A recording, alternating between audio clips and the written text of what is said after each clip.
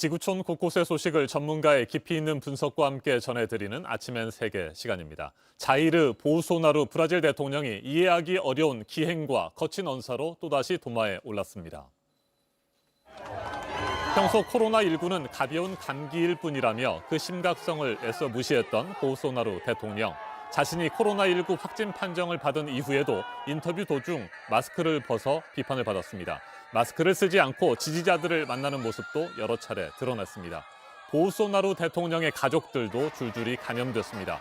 부인 미셸리 여사에 이어 넷째 아들이 양성 판정을 받았고 지난 25일에는 장남인 플라비우 상원 의원까지 감염된 것으로 확인됐습니다.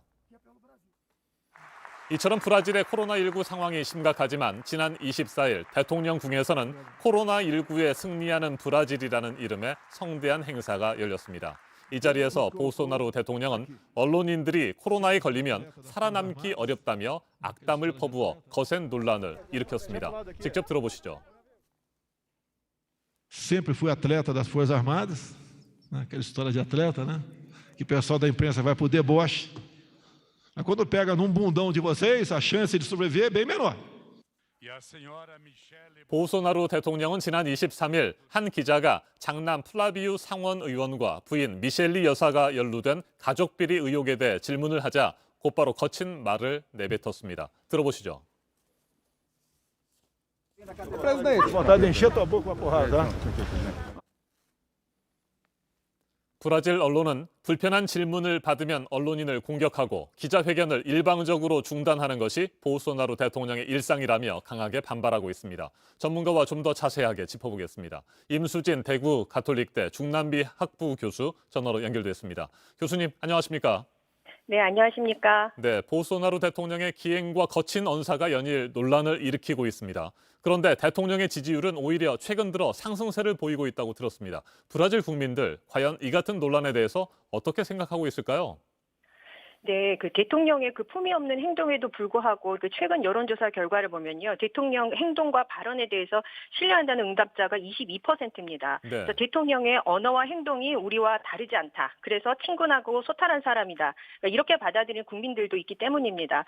그런데 이제 대통령 국정 운영에 대한 긍정 평가가 37%니까 그러니까 지지층 일부에서도 문제가 있다고 보는 것이죠. 근데 현재 이 37%라는 긍정 평가는 이제 취임 이후의 최고치인데 이것은 이제 긴급 재난지원금을 지급한 것이 일시적으로 반영된 것으로 보입니다. 예, 그래서 문제는 부정평가고요. 긍정평가보다 더 크게 부정평가가 늘어나고 있습니다. 그래서 방역 실패, 경제 문제, 대통령의 막말, 대통령 가족 비리 이런 문제가 부정평가에 영향을 주고 있다고 봅니다. 네, 현재 지지율이 조금 오르기는 했지만 결과적으로 역풍이 불 수도 있잖아요. 보소나루 대통령 이 같은 기행을 이어가고 언론에도 강하게 대응하는 이유는 뭘까요?